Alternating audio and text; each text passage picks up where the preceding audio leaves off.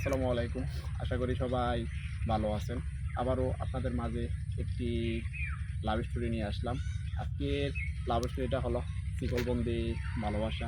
তো আপনারা তো বুঝতেই পারছেন আজকে লাভ স্টোরিটা একটু কষ্টের মতো চলতেছে। তো একটি মেয়ের আমি প্রেমে পড়েছিলাম। তো প্রেমে পড়েছিলাম মেয়েটি আমাদের বাড়িতে ঘুরতে এসেছিল। কারণ সে এরকমভাবে যে আমাদের বাড়িতে ঘুরতে আসবে ভাবতেও পারি নাই। কারণ এর আগেও আমি তাকে অনেকবার রাস্তায় দেখেছি। তো অনেকবার কথা বলার চেষ্টা করেছি। তো কথা বলতে পারি নাই। তো সে আমার ছোটো ভাইয়ের সাথেই পাশাপাশি স্কুলে তারা পড়াশোনা করে। তো আমাদের বাড়িতে আসার পর তাকে দেখে আমি অবাক হয়ে যাই। আর আমার ছোটো ভাইকে ডাক দিই। ডাক দেওয়ার পর বলি যে, "মেয়েটি এখানে কী করে?"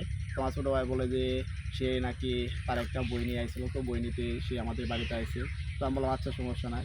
বই যদি নেওয়া শেষ হয়ে যায় তাহলে ওকে এখান থেকে যাইতে বলো। কারণ এগুলা ভালো লাগতেছে না আমার।" কারণ তার সাথে এর আগেও আমি অনেকবার কথা বলার চেষ্টা করেছি। তবে তাকে কোনোভাবেই কথা বলতে পারি নাই। আর সে আমার থেকে দূরে, দূরে থাকতে চায়। কারণ সে নাকি আমাকে পছন্দ করে না। এটা আমি জানতে পেরেছি।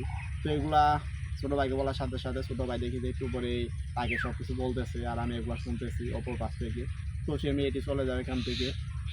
চলে যাওয়ার পর ওইদিনই নাকি আমার ছোটো ভাইকে সে মেয়েটি বলে যে সেও নাকি আমাকে পছন্দ করে। তবে ওরকমভাবে কোনো কিছু বলতে পারে না। কারণ সে ভয় পায় এরকম যদি কোনো সমস্যা হয়ে যায় তার কারণে ভয় পায়।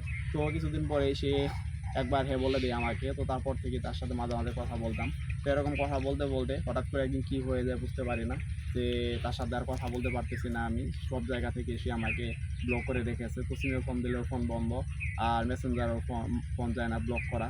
তো হঠাৎ করে একটা খবর পাই আমি। খবরটা শুনে এক প্রকার আমি পাগলই হয়ে যাই। কারণ খবরটা এরকম ছিল কালকে নাকি তার বিয়ে। তো সে এগুলো আমার কাছ থেকে সম্পূর্ণভাবে লুকিয়েছে।